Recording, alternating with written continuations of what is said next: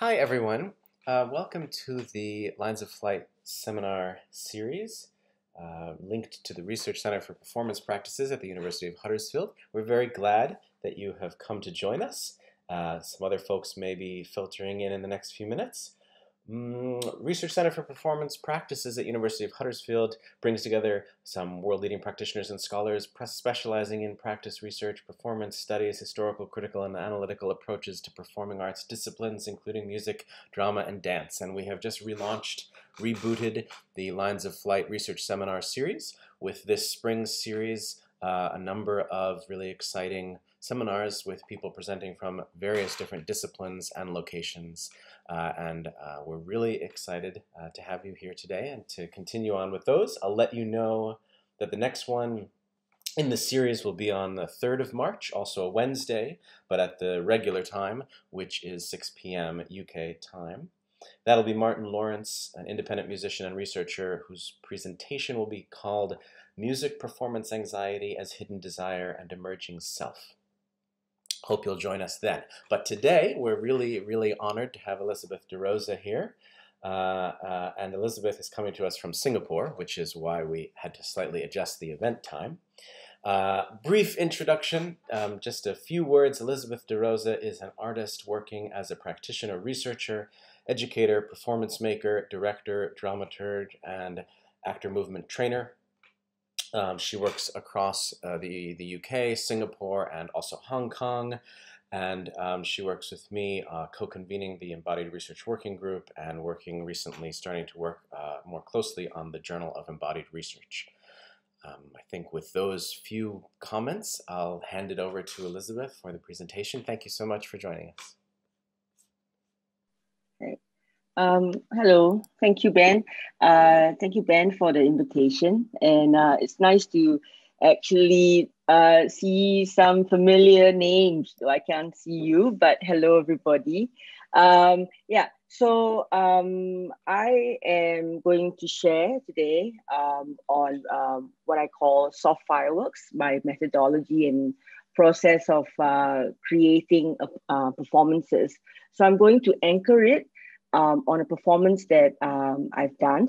It's kind of a research performance called Landscaping a Personal Myth, which I actually worked with two performers who have worked with me for about 2 years.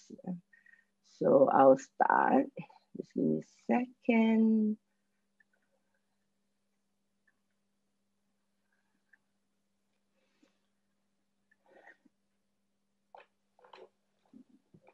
So there you go, soft fireworks. I have to have that animation, sorry. So what's soft fireworks, why soft fireworks? So the term fireworks or soft fireworks to me is a transference of strategies of embodied technique for the contemporary body. And what I mean by the contemporary body, a body that exists at the transaction or intersections of cultures. And so fireworks allows and creates these spaces, the space for these contemporary, predominantly what I would say multicultural and post-colonial body. So the focus of the work that I was looking at what is this contemporary Asian performance body. And soft fireworks is an embodied technique. It's what I call an embodied performance practice. So the trajectory of it all is that through the body, it articulates what I call the dynamics of cross-cultural interactions in between the multiplicities of cultural memories through the body or in the body, especially if you talk about a post-colonial body, a Singaporean, my body, I am a mixed race. So the whole, my whole trajectory comes at an intersection. So the idea for that is how can a cross-cultural performance practice move beyond what we call the East and West binary and move away from the very 20th century or late 20th century intercultural practices. And the idea why I use cross-cultural is that I'm making cross-references. So the body is still unique in itself, and the body is the one through which decisions are being made. At the same time, soft fireworks responds to a particular cultural context or environment. And it is a network of cues through which a creative action can emerge. And it's a point of reference or center of a performance way of creation.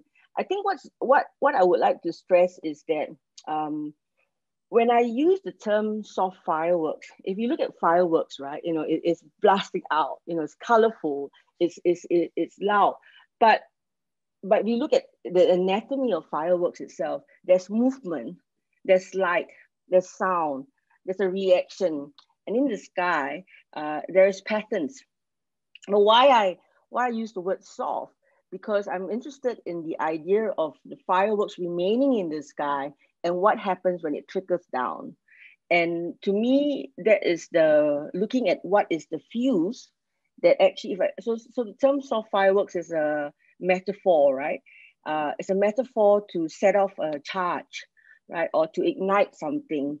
And so that we can actually, present ourselves in this larger canvas.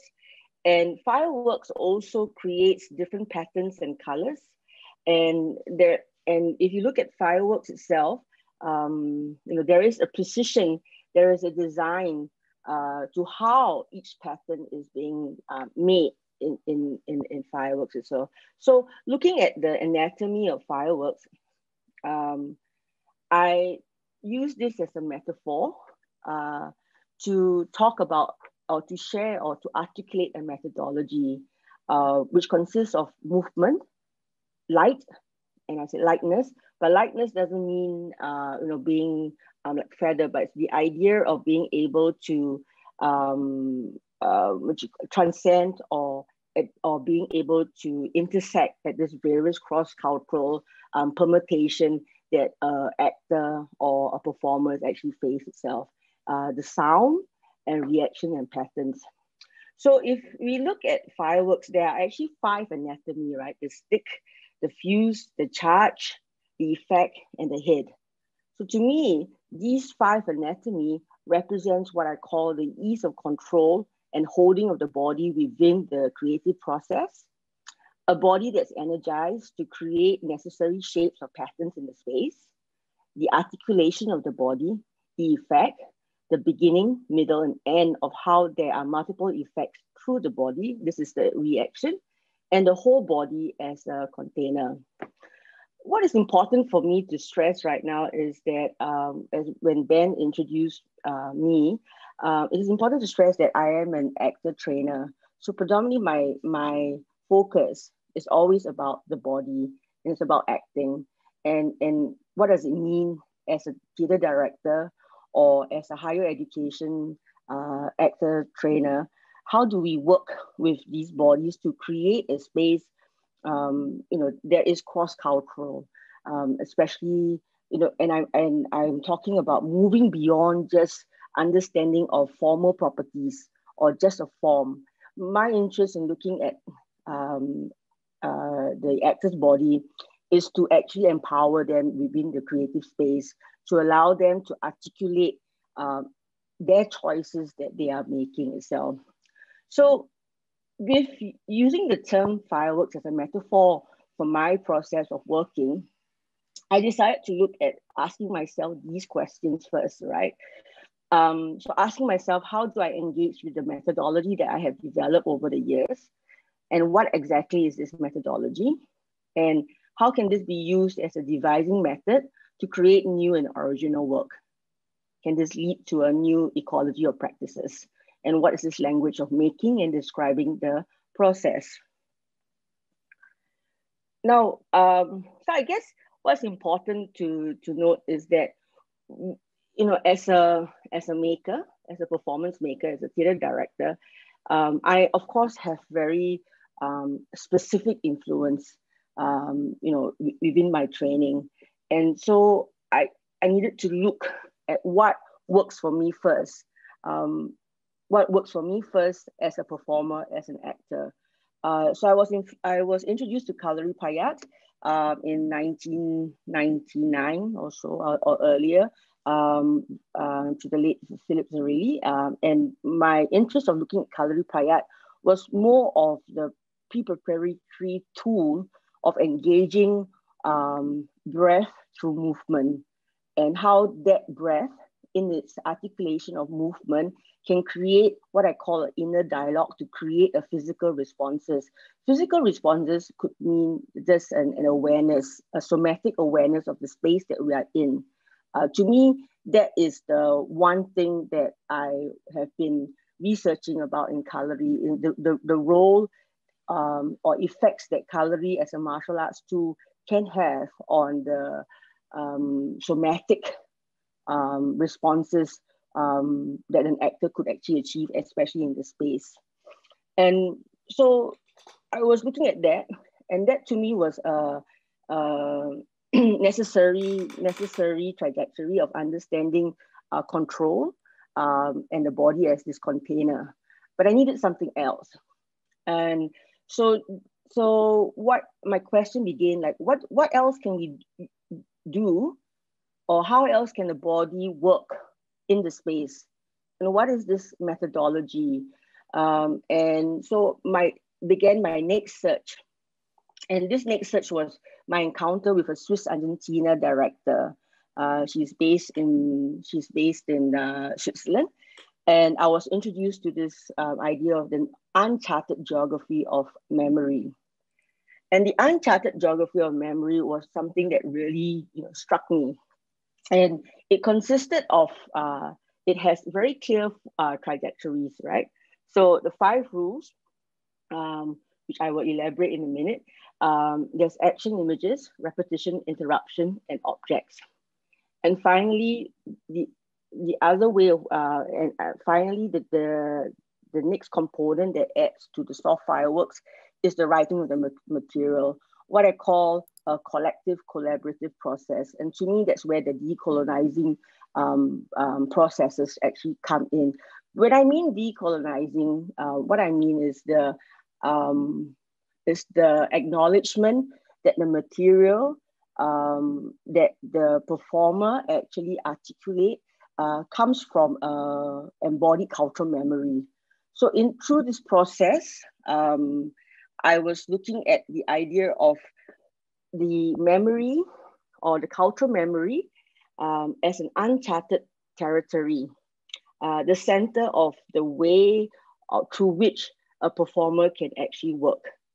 And it is this it is this territory or this geography of memory that the performer is able to actually navigate through the space and how they encounter with each other. So how is this how is this achieved? These memories is the shape of action, and this is created through the body, and of course the body itself determines the gestures and behaviors, and that actually inscribes our feelings and the words within the space itself. What's important to know that the uncharted geography of memory is an epistemic framework of a working methodology. So these 5 rules are, how, if you imagine the space as a canvas, and the body of the performer is like a brush. So inevitably, it's like working through calligraphy itself. So the body itself are drawing shapes and lines across the space. And then through impulses, there is an action image that actually comes in. So the image of, but it's not archetypical, and we work a lot of using gestures and interruption, so that through this systematic working, the body can actually, through these processes, the performer can actually articulate the body's life or lived experience. So how, I'm just going to go through this because it's important for me to actually just stress some of the principles through which I'm working through. And then we can actually look at some of the process in the video that we've done. So one of the ways that I've worked throughout is always looking at these 5 stages of working.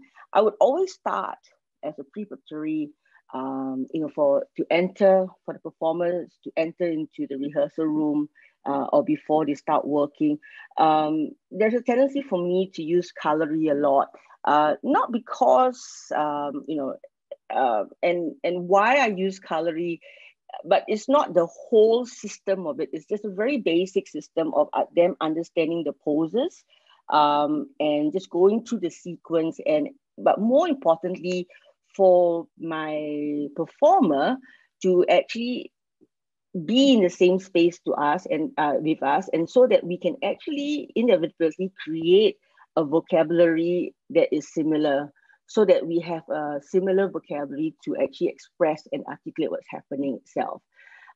So as you, in my previous slide, I actually shared about the uncharted geography of memory and the 5 rules, and so the objects. So the reason why I mentioned the 2 performers, because we're going to watch a video of this, how I actually work with one of the performer using objects and using these rules as they actually retell and remember the story. It's a piece that was devised together. So these 5 stages of working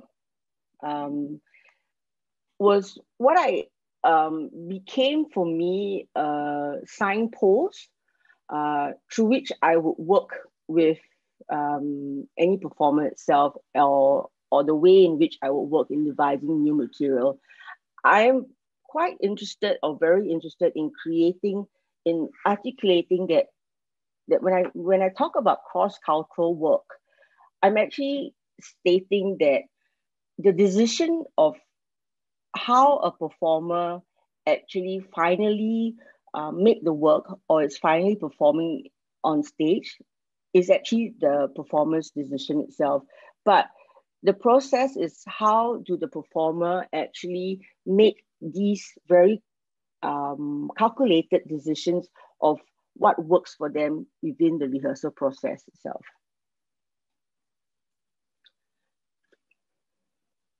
So, but in order for me to actually work, to start work first, it's important for, before I start, to actually ask these questions. I think it's important because in my earlier slides, I mentioned that soft fireworks deal specifically with a cultural context or the environment through which we work in. And so these questions are something that I always ask, or something that as I work with the performer, we are looking at these questions. And these questions are important because I am articulating the fact that as a contemporary, post-colonial and Anglophile body, we are at a crossroad or intersections of cultures. And it is not just a monoculture, and it's not binary itself. And I think it's important to look at that. So while looking at these questions, we can also, or as we are reflecting on these questions, we can also respond and be aware of how the space through which we are working with another body itself. If there's another body present with us, how is it that we are responding to each other?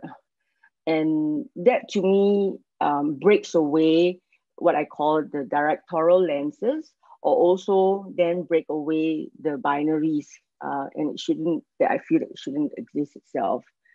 And finally, when, in the studio, even though this is actually quite banal, I always use this in a lot of my presentation, even though this is very basic. But I think it's important when I'm working with embodied cultural memories, or if I'm working cross-culturally or collaboratively, I think it's important for me and my collaborators to actually ask these very fundamental questions, which sometimes I feel that is taken lightly, but it may seem banal, it may seem very beginning, but to me it's very crucial, because then there is a unspoken agreement, in the space, and that we agree that in this space there are different bodies that actually exist. I'm just going to stop here for a while. And then, is there any question? Sorry, is there any question before I move on to the video or something? Yeah.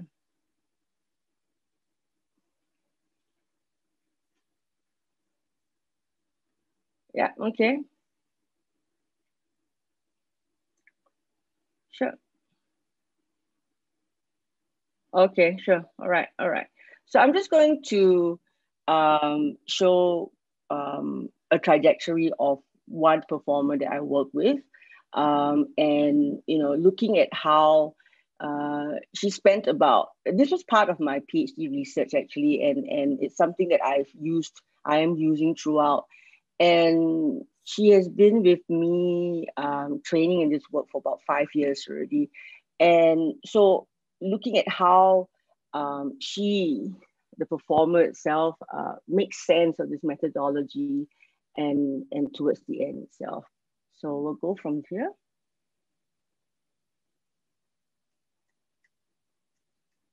Okay.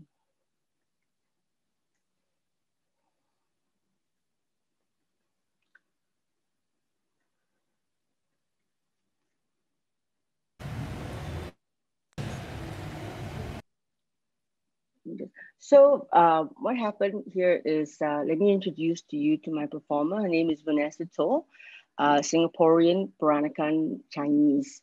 And at the time when we were working, we were talking about stories from her grandmother, which actually she was unaware of. And through the process, I introduced these lines, the Uncharted geography of memories, the rules. At the same time, I started introducing objects. I didn't introduce these objects. I said, is there a way through which you have a close association to an object that you feel, you can associate with. So let's just watch this.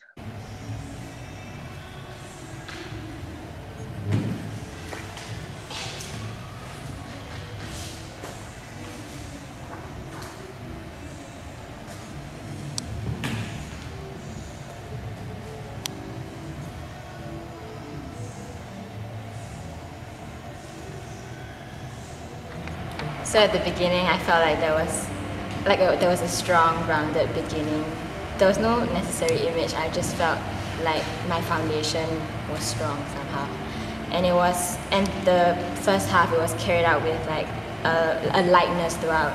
So I was like bouncing, I was light, and there was a change in tempo from slow to fast.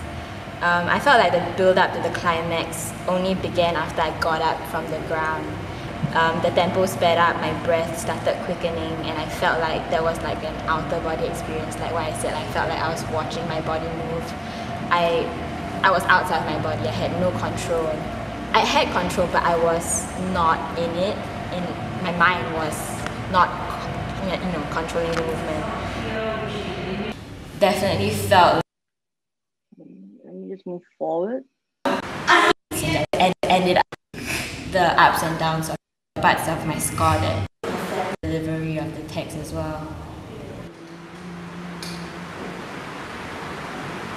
Came from Ipoh, Malaysia.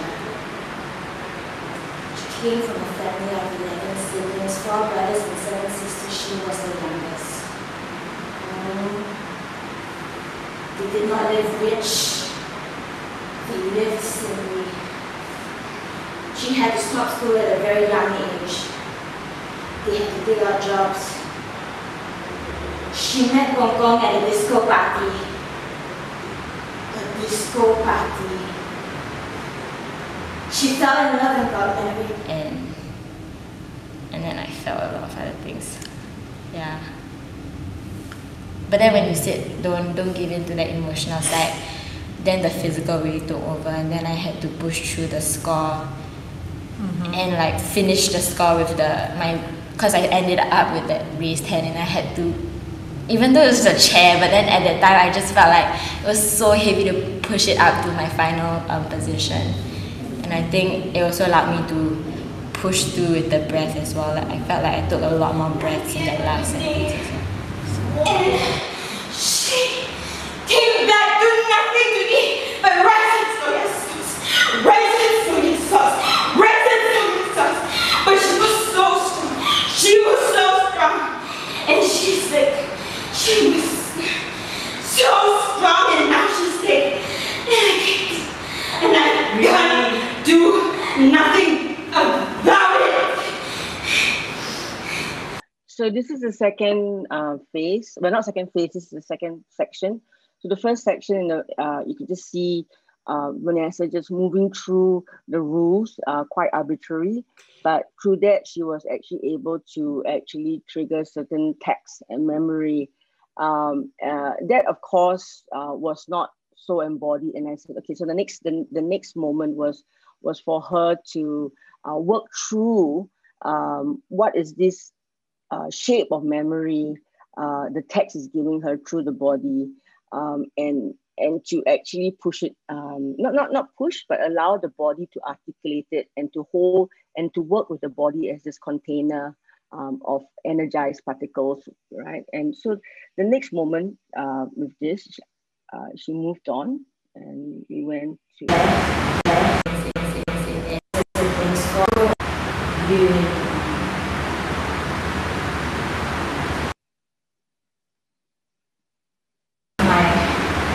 My other scores.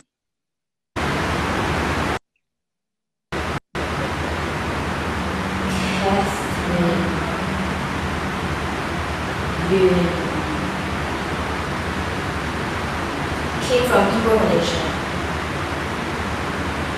She came from a family of 11 siblings, 4 brothers and 7 sisters. She was the second youngest.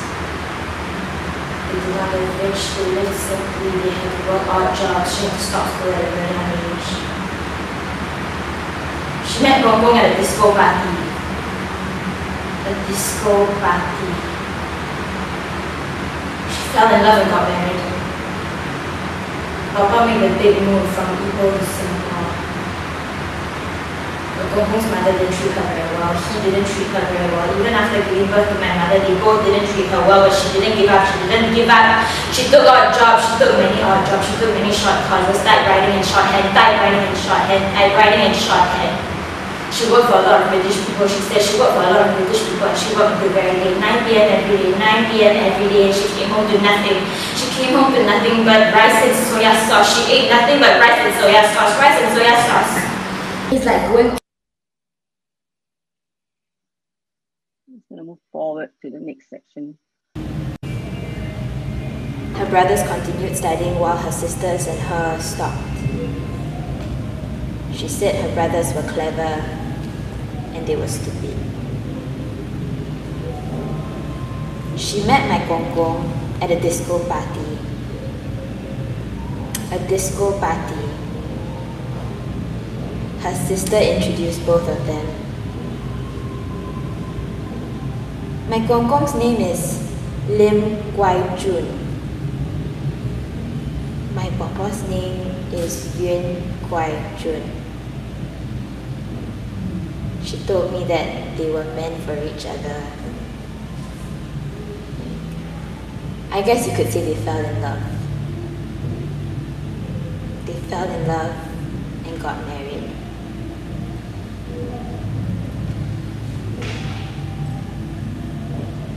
She moved to Singapore from Ipoh for my Gong. She was so young and so brave.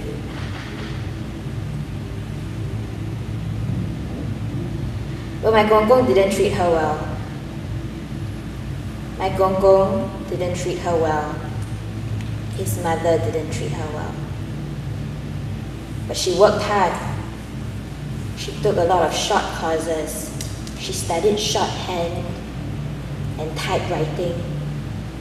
She worked for a big business firm. She was an assistant to a lot of rich British people.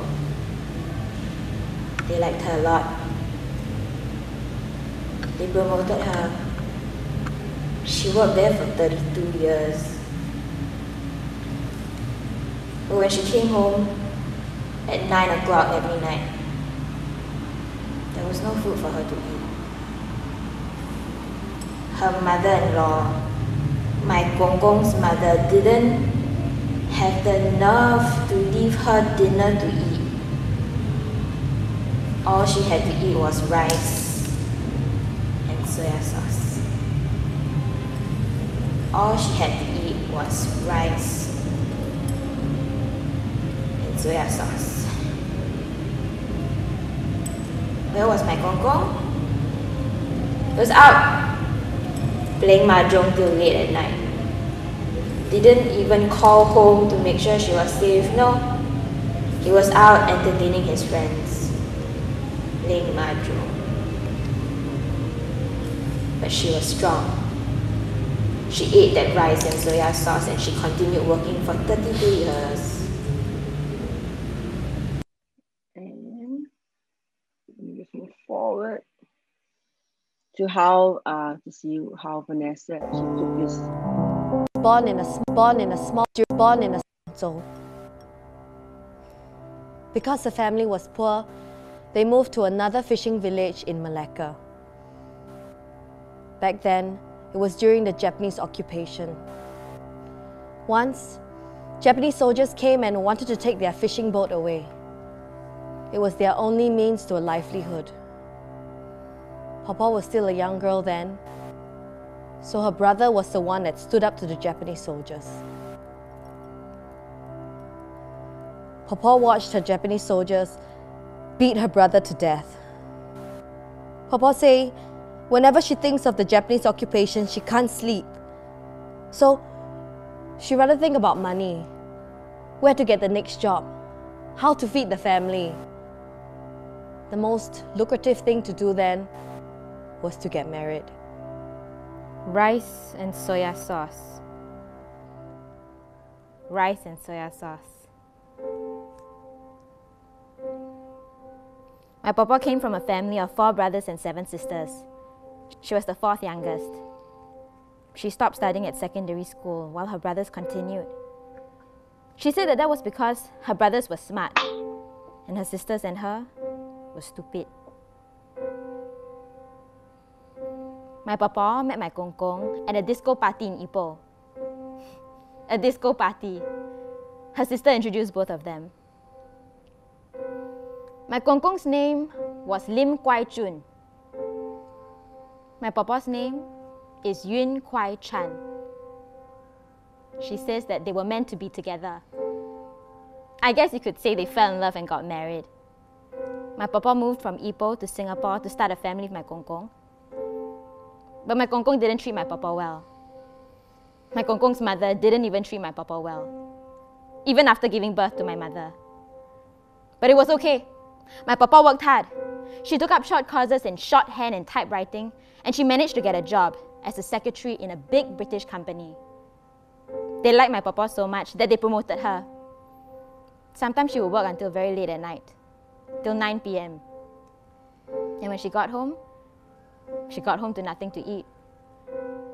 My kongkong's mother didn't even have the cheek to save her some dinner. So sometimes all my papa had to eat was rice and soya sauce. Plain rice and soya sauce. Where was my kongkong? He was out, playing mahjong with his friends. My papa was so strong. She was so strong. And now she's sick. She's sick and I can't do anything about it. I think she's sick because of you, Kongkong. I think she misses you. And I still don't understand. How can she love you after all that you did and said to her and to us? Every day I feel like she's fading further and further away from me. Help me bring Papa back, Gong Gong. Help me bring Papa back. Papa.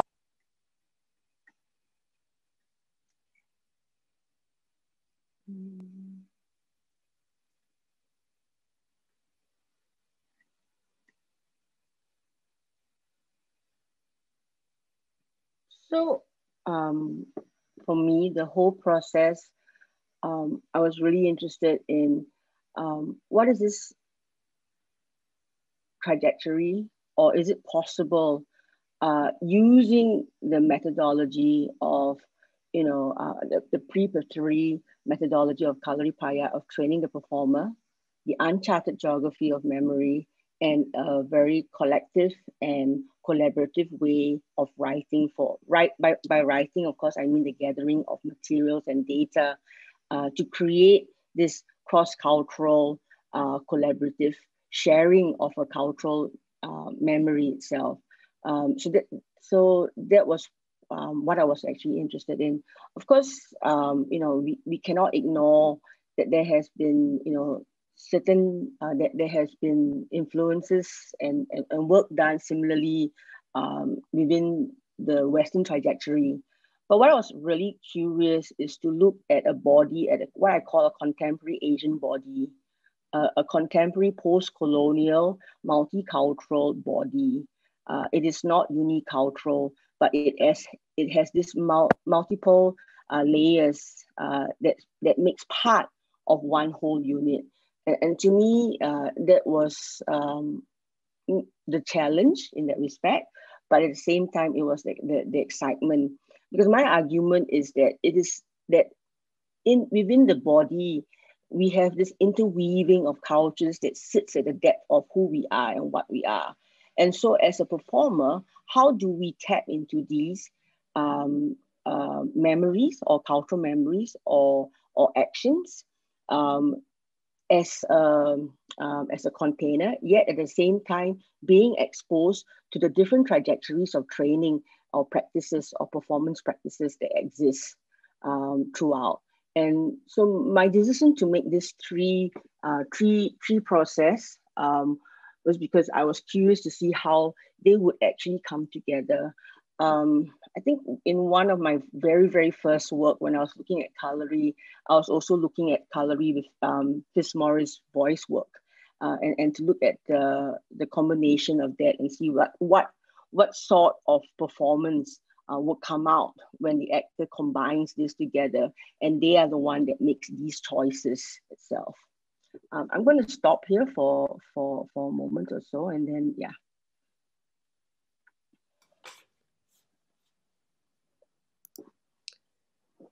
Thank you so much for that presentation. I have something that I'd like to ask you about, and then after that, we'll open it up to anybody who's present who'd like to ask, to comment, to respond. So I'm thinking about this extraordinarily evocative phrase, soft fireworks, and the way you were talking about various layers of what that could mean. And I was thinking particularly in terms of this matter of decolonization and how that, as we've talked about quite a lot, like how does that take place in the body, in bodies? And it was really, I thought it was really spoke to me the way you talked about embodied cultural memory, kind of how it's circular, how it's coming up in the body. I was thinking about fireworks and the way in which they are, explosive, the way in which they are explosions, right? But they're safe, and they're kind of, I don't know what the history of it is, but it seems to me that in some way they're an evocation of war, right? But of where no one gets hurt. I mean, they're explosions, but they're designed to not be harmful explosions. And that was making me really think about the processes you're describing with actor training and devising, and where and how we situate conflict and explosiveness. I was thinking about the use of fireworks as like, people say that these people were in a room and there were a lot of fireworks. It means there was fighting, there was anger. And I think that as we think about, if we can think about embodied processes of decolonization, or even just cross-cultural, this kind of cross-culturality, that moment, that maybe part of what is going beyond the previous generation of cross-cultural, intercultural performance might be something to do with how conflict and conflictual energies or challenging energies or tensions are configured. So I was wondering if you could speak to that in the process, because what you presented to us was very clear as a kind of trajectory of growth, but development, right, and towards performance. But how do you see in your process the spaces for the cultivation of a kind of safe modes of conflict, moments of tension, again, that could be between people, but could also be within a person, that there's, there's suffering, there's pain, obviously, around these memories that are so, and is there a way that is explosive, but also non-violent, like fireworks? I'd love to hear about that. Okay, thank you for that question. There's a lot to unpack there, but so yeah, you're right. Fireworks is explosive, right? It's loud. It's just there, but then that's why I use the word soft. Because in exchanges, in fireworks, we always think of, there is a conflict, someone needs to work, but it's soft in the sense that the discussion needs to happen. Right, but it's happening because everybody agrees. I mean, this is of course very, very, very surface if I were to explain that, because to me that's why I added the word soft in there rather than fireworks, because when we work, and especially when you work in dealing with, in devising work, or working with different people from different cultures or working with different forms. You are constantly navigating through different people's trajectory and spaces of how they encounter work and how they want to work. But these are important dialogue and debates that needs to happen in the space, in the room, in the studio, which is why I said that. Which is why, to me, when the idea of, it's like, for example, rather than, having a body just going into a space and this is of course based on aesthetics, but I'm coming from a point of view where I'm talking about where it's not about politically being nice to each other in a space, but it is about acknowledging that, okay, there within each body, there's this multiples of cultures and we are all standing together in the space, but we need to interact with each other. So what is this interaction? This interaction, of course, is very energized, and therefore, there's this fireworks that's coming on, but it is soft because there is also this awareness that the space needs to be safe, and I think also with the work that you've seen earlier, of course, a lot of these memories were coming out, and my role was to ensure that there was, we tried together with the three of us, the performers, there was always a process for us to actually share and debate, and the idea of how do we create this safe space, or how do we create this space that is soft enough to catch us when the fireworks explodes. So the idea of sort of soft fireworks is actually a metaphor to describe this process, because no matter what, if within the three of us, the three performers, or the Vanessa herself and the other performer Chanel and me, even though we are Singaporean and we've been working together, we are also we are also culturally different, so, but the conversations needed to exist. So when I talk about decolonizing, and we talk about, we Spivak talk about starting at ground zero, where everybody comes in at ground zero and you leave everything behind. To me, I think decolonizing is not about starting from ground zero. Decolonizing is starting from a point where we acknowledge conflict has happened and trauma has happened, and then we can go forward. But we start from ground zero means we leave everything behind. No, we need to acknowledge that there is this cultural memories that's in these bodies that needs to be told. The stories needs to be told, and it's from this point of conflict, and it's a point of trauma. And then I think once we acknowledge that, then we can move on, to another space, and the decolonized space. Or the idea of soft fireworks allow that space to happen, creates this space for dialogue, creates this space for exchange through a performance, through a body itself. Thank you so much for that. So we'll open it up now. I've set it, I think, so that participants can unmute yourselves and start your video if you want. Let me just remind everyone that this session is being recorded, and we would like to publish these eventually on the Research Center for Performance Practices website. So if for any reason you would not like to appear in there, you can also send me a question in the chat, or direct chat to me the question that you'd like to ask. But otherwise, we'll open it up, and anyone's welcome to comment or ask questions. Looks like Motad, you have something you'd like to share. Do you want to join us? Yes, hello. It's lovely to join you this afternoon. I've worked with dance companies in over the years, as well as other parts of culturally diverse art. But currently my area of research is looking at the effects of the colonizer and the colonized, and how those two aspects work off of each other, where obviously you get the colonizer imposing their doctrines over the colonized, but then how the colonized then come back and create a backlash against the colonizer.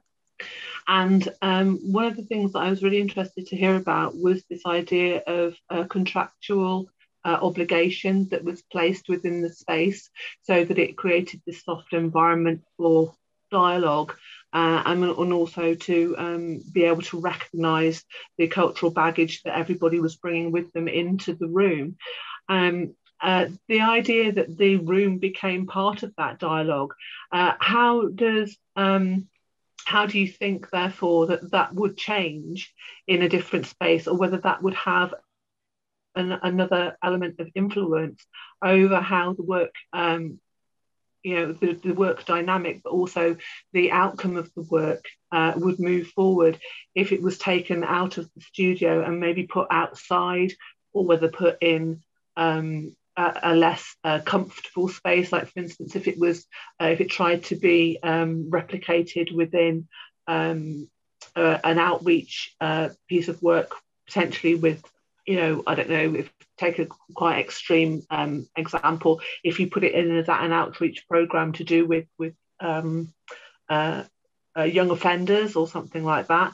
I'm just wondering about how the shift in emphasis and how that would what that would bring to the longer term dialogue that this particular piece would generate.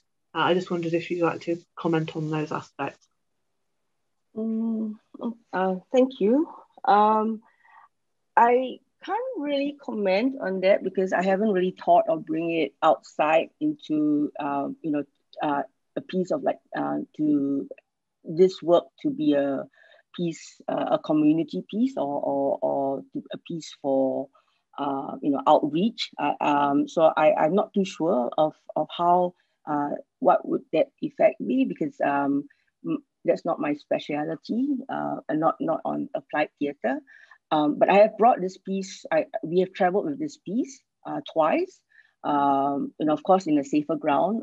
We presented it in Odin, and also we presented it in Lugano itself.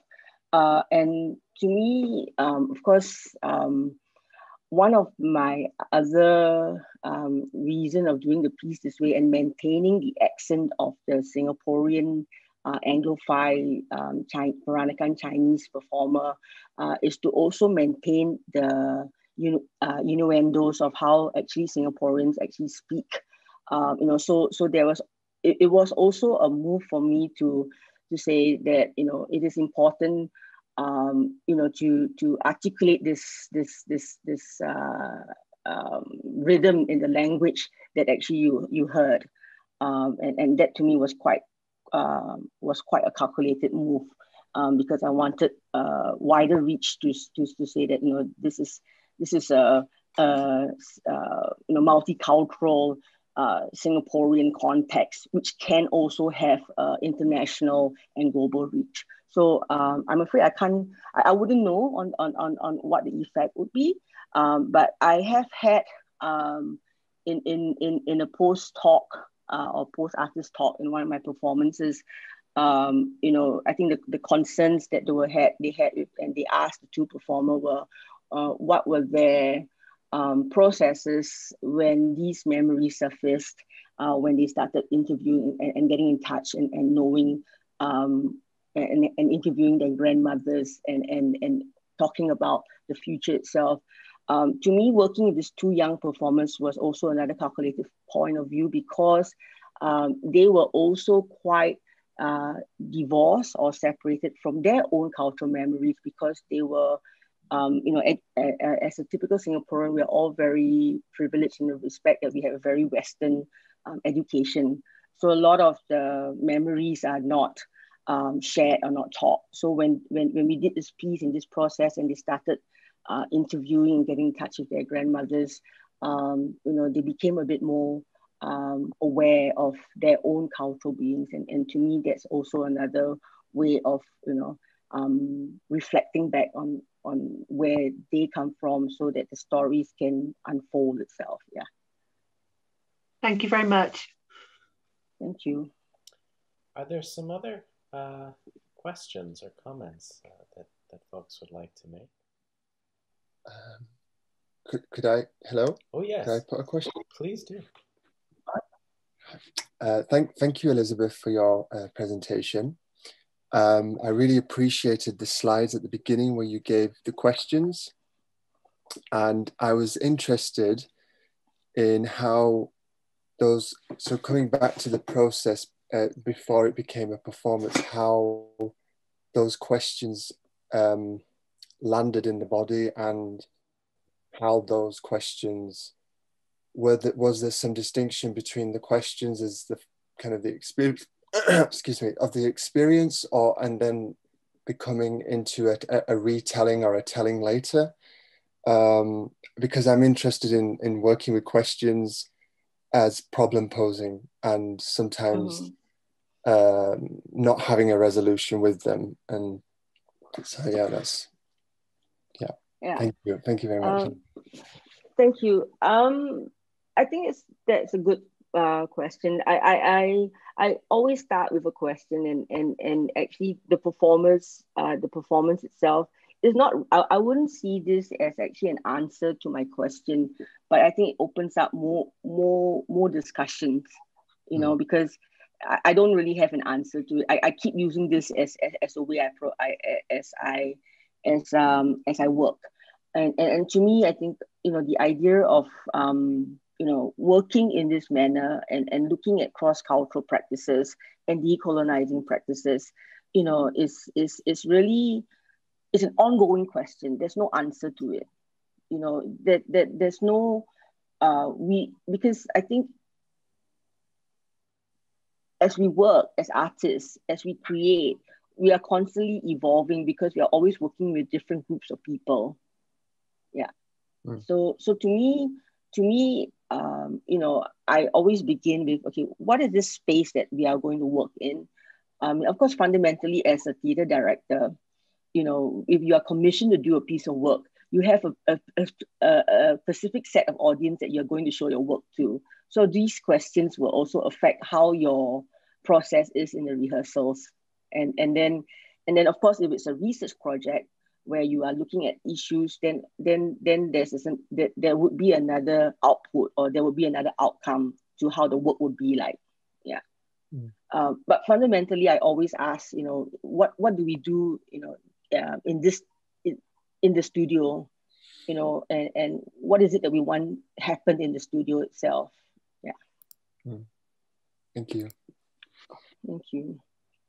So apart from specific projects, like how do you see this? Where is it?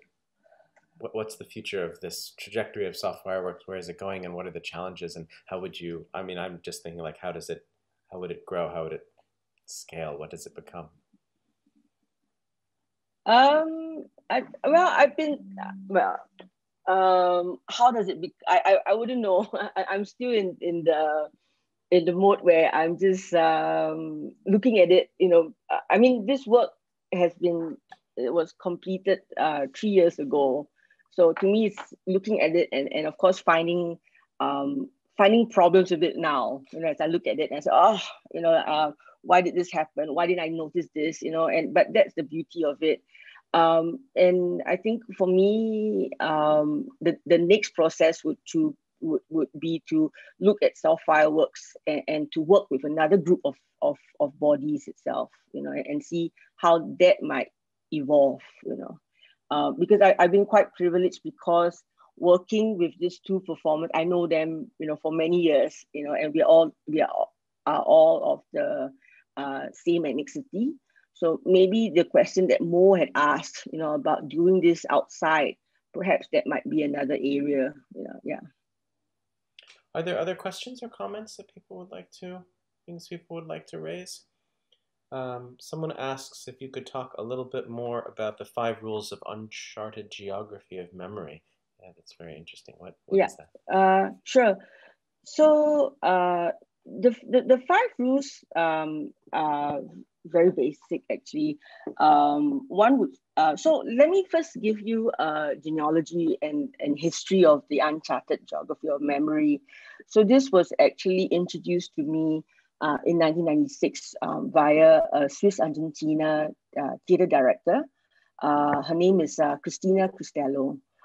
She has a company in Lugano in Switzerland, and it's called Teatro della Radici. Sorry, I never pronounce that. But so she was on exile from Argentina, and she found her way to Switzerland, and she formed this company called Libre Teatro Libre, Free Theater Libre. When, of course, this was during the military rule, and they were, doing quite political, about freeing the people in Argentina.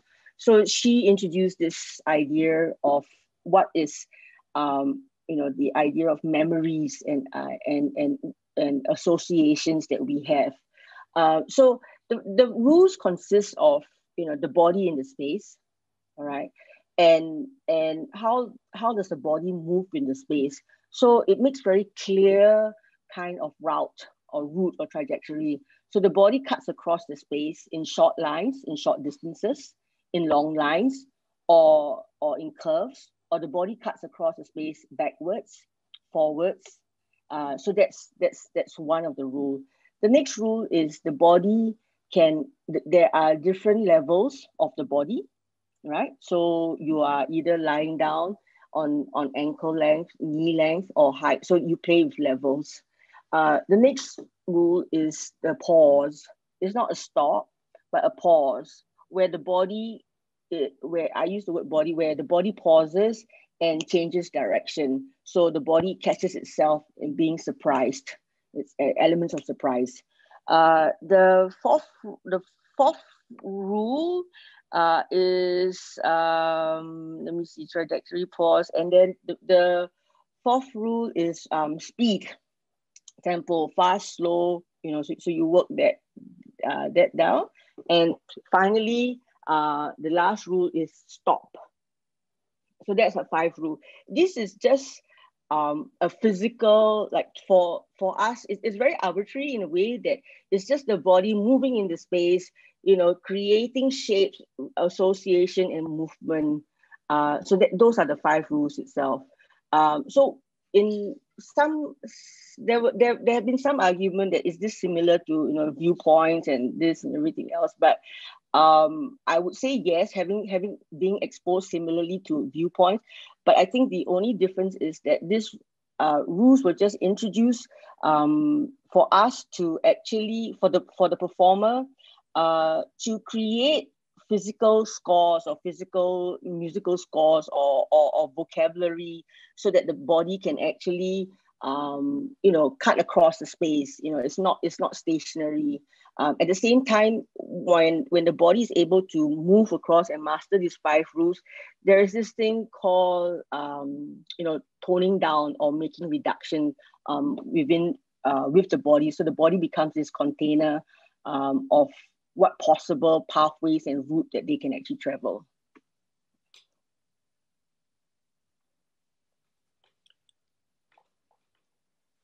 Thank you. Yeah, there's this other question here. I don't know, is that what you're looking at, this other question? It's got several questions Yeah, in it. There's a few concrete questions, which is, are the two performers professionals, about the purposes of the work, which is interesting. Is it for research purposes? Is it artistic purposes? I think you were primarily talking also about pedagogy in there.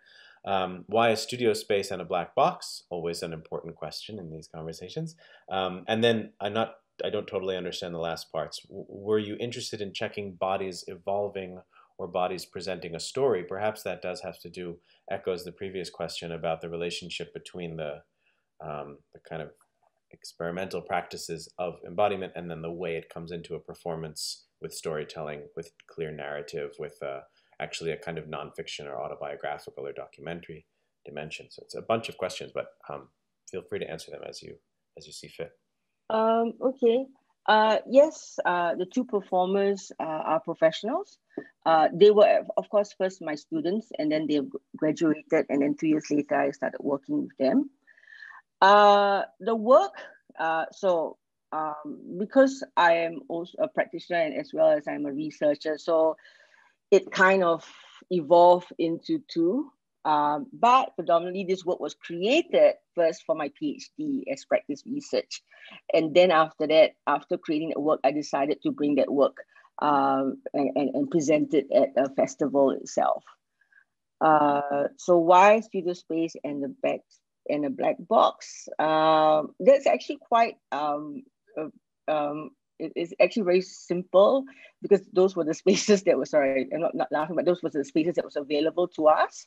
And of course, because I am a independent theatre artist, so the black box is the most conducive space that's actually available to us, and I wanted to work in a black box rather than a proscenium stage, because for me the idea of performance and the exchange between the performer that's on stage and the audience, I like to explore the intimacy that actually exists itself. I'm not so sure how to answer the last two questions actually. Lastly, in checking bodies, perhaps could you elaborate a bit more, Michael? Sorry.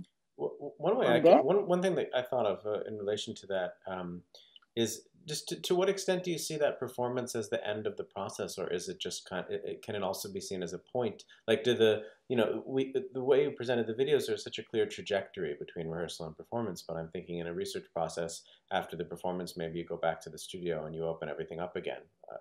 But I'm not sure to what extent you see it that way. Yeah, I did. As a research, yes, I did on my own to open it up again and look at what was what was achieved, yes, I did look at that. But as I mean, it's quite difficult to say, because to me, this is not like, okay, you do this and this is what you're going to achieve. This is something that I discovered along the way, and to me that's important. I mean, for example, like the idea of the uncharted geography of memory, working it together with colory and working it together with a collective memories. I mean, those are decisions that I made specifically at that time. I could actually change it around and say, maybe why don't I look at using silat rather than colory as another pre-preparatory tool. So these are, to me, the idea of soft fireworks is a way of allowing myself to create a framework where possible permutations can come together. It's just so happened that I chose to work this way. I chose to use these three trajectories together in this permutation. And yes, of course, it will evolve as I look at it, because now I'm more and more curious to look at the possibility of using, say, the training of silat, which is which is from East Malaysia, a form of martial arts that also looks at this energized body within a space, and what would that how would that affect my decision process, or how would that affect the studio itself, and what is this? To me, as an embodied researcher, I'm very curious and very interested to know what's happening within the body of my collaborators and myself in the space. You know, what is happening? Who is making this decision? What is this somatic awareness that is happening? And or is anything happening at all?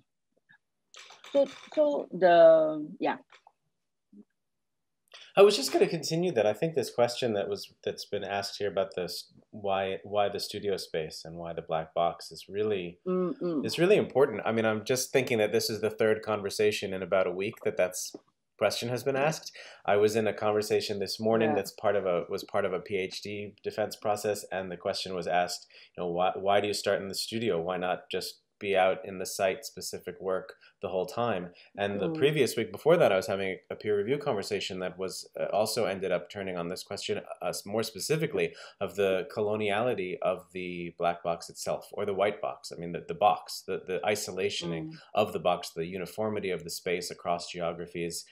It's such a central question, I think, for us to re-articulate, who come out of these lineages of those kinds of studio spaces, to say, there absolutely is a coloniality of that space, and yet we're still turning to that space and some of its affordances, even in processes that we like to think of as not colonial or less colonial. Do you have thoughts about that? Feeling this space, this idea of space, the studio? Yeah, I think it's a quite interesting question, because now, especially with the pandemic, we're not in any space working together. And so I'm exploring this other space, which is actually this digital space, this online space. I am starting a new work, and it's quite difficult because it is difficult because I'm not familiar with that. But I think it's a good question to ask. Why do we need this? The idea of a laboratory. What's a laboratory? How do we come out? If you look at a lot of Asian theatre practices, it was always done in an open space. It's just down in your backyard or something. And I haven't, I think also the way the research that I had done was actually because it's done in an institution. So the institution provides you with a space. So without thinking twice about that, you just use the space that was given to you. But now, because the space is taken away from you, I'm also thinking about what is this space, that, and how do we create work. Another shift that has happened in my practice is that now I'm actually inviting my performers to actually come into my personal space to work with me. So the idea of this spatial relationship, or how we exist in the environment, is also quite interesting to look at. Yeah, but I have no answer to that. It's something that I'm constantly thinking about, because actually that's true. I mean, when I was training with another late mentor who passed away, William Kyo, before I met Philip Zerili, we used to work in the outdoors, and we would travel to the kelongs. The kelongs are those stilt houses on water for training, rather than in a studio space. Yeah. Thank you. We just got a couple more questions. We have time. So if you're not exhausted, I think Mo. Oh yeah, Mo just put her Mo, hand did up you want to before the come questions. back in before these go on? Hi, yes, thank you, Elizabeth. I was just going to make a comment about that issue that you were raising about space, because that linked to the question that I asked beforehand. And as an extension to that, I was wondering whether it was, if you could see that now as part of the actual overall decolonizing aspect to your work, the idea of actually breaking through the boundary and coming out of the idea of being within spaces that were predetermined by things like institutions and or processes that may be considered to be part of a rigid colonized process, and actually make that conversation with the space part of the decolonizing process that the work is transitioning through.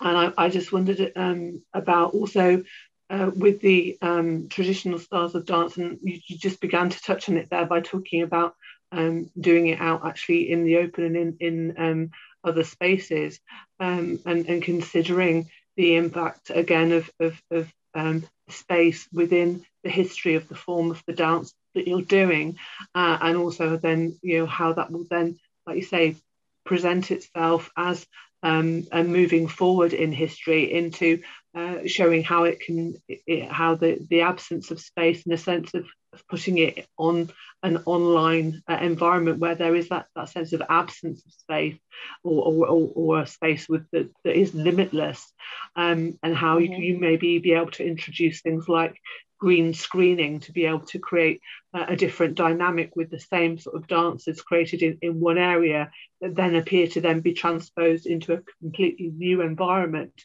and how whether the reaction to that work would then alter as a result of that transposition. There's a lot. Yeah, I have not thought of it the way you are asking. And I think my curiosity right now is, after doing this work, what next? We always ask ourselves what next, and how to move forward next. And I the last time I created a piece of work using the Uncharted geography of memory was choreographing a piece of work with 100 performers at the National Gallery. This was a site-specific piece of work that I did. But this was, of course, before COVID, so everybody was there, and it was a site-specific work. And what was, I think I'm answering someone else's questions already, but I think more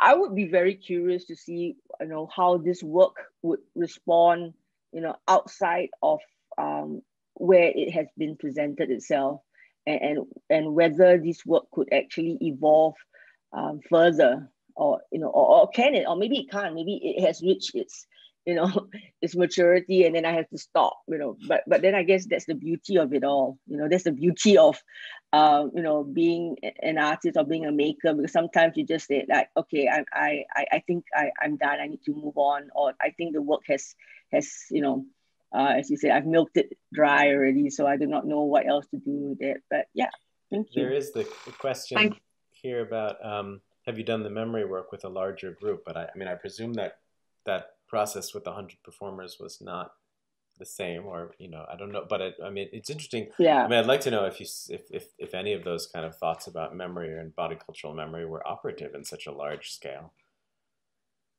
Not in a large scale like this. To be fair, when I worked with the 100 performers, it was done very surface. I didn't have the privilege of going in depth because I didn't have the time. Not time, but also it was 100.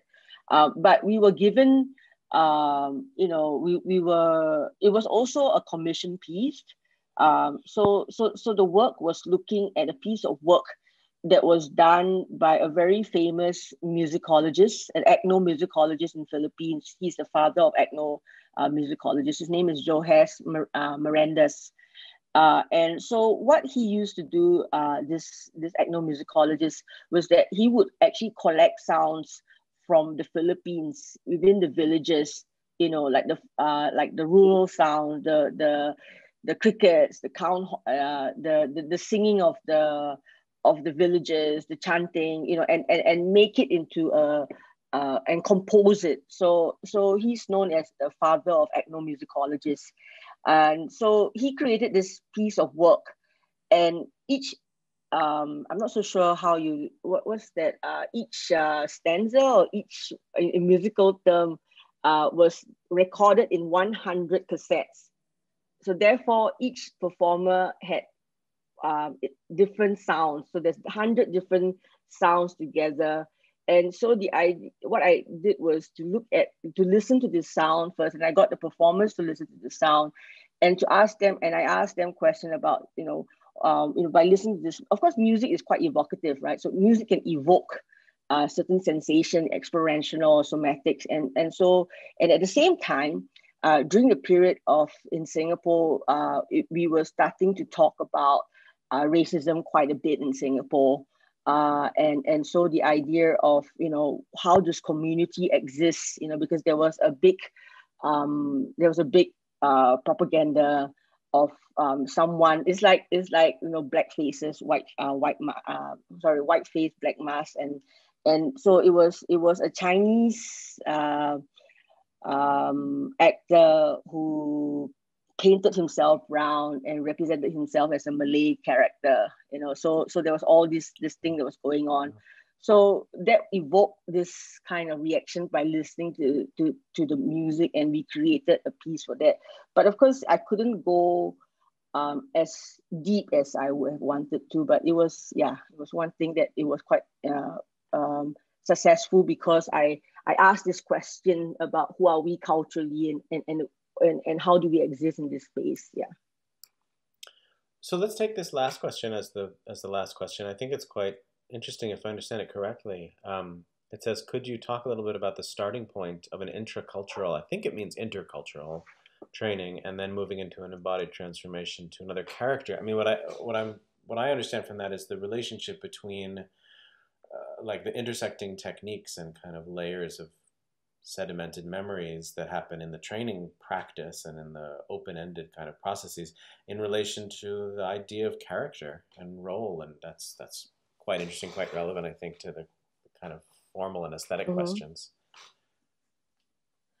Okay, so for me, usually the starting point begins actually outside, just before the performer or the actor actually enters into the studio space.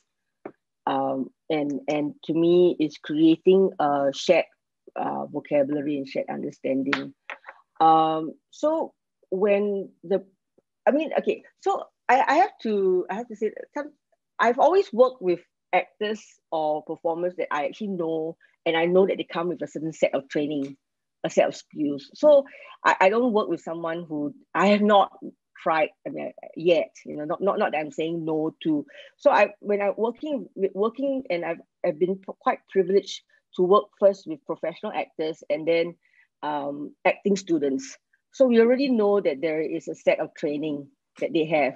So usually when I'm working in the studio, just before I'm working in the studio, a decision will be made between us, and me, and whoever I'm working with, the collaborators, on what is it that we are more comfortable in using in the space.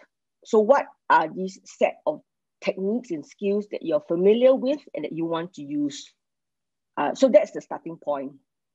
So somehow or rather, I'm not so sure why.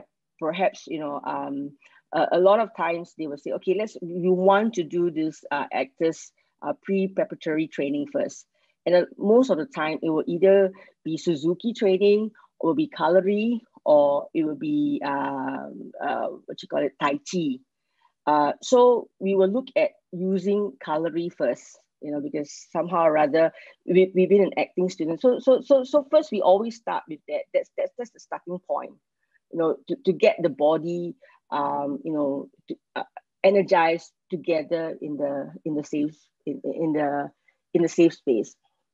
Now, if I do work with an acting student who I am familiar with their training, then we will call upon the various set of exposures that they have encountered. So, for example, there's always play involved. Looking at using a particular technique, say a particular formal properties of, say, katakali, of gestures, very, very arbitrary gestures, and how can they use these gestures to actually create characters? Does that work?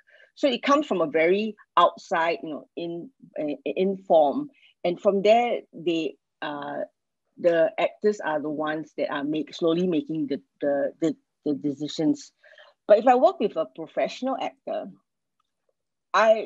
or works that I have been able to work with, I would actually already know what sort of training that they would have and I will actually tap on that and actually would ask the actors, okay, if for example, I have a very a collaborator who's trained in Kathakali, and we will look at using some of the essence of Kathakali, to work and to derive a character from there, and through that process, together with the actor, we will make what we call editing. We will do this editing process where we eliminate some of the choices we both agree that does not work itself. Yeah. So it's actually, there's no hard and fast rule how I would work with them. It's just that for me, I am usually at the start of any work that I do, I spend a lot of time in discussion with my actors, trying to find out exactly what sort of training they would have or what sort of technique they would have, and then we bring that into the space. And I'm also aware that sometimes, depending on where this presentation is going to be shown or who's watching it, it also influences my decision. So if it's within a research context, I would say, okay, let's just try everything else, and then we see where we go. But if it's if it's for a commercial reason, or if it's a commission piece, then I think the decision would be based on very aesthetic reasons, actually. And whether or not, when the actor embodies this character, he or she or they are able to communicate across through the audience. Well, thank you so much. That's really wonderful, and thank you for coming and presenting on this, and thank you to all of the people here who have contributed and asked questions and joined us for the conversation. Please continue to join us for the other conversations in the Lines of Flight series. There's several more this spring, and we will hope in the spring and late spring or the summer to post the videos online so that they can be even more widely accessed.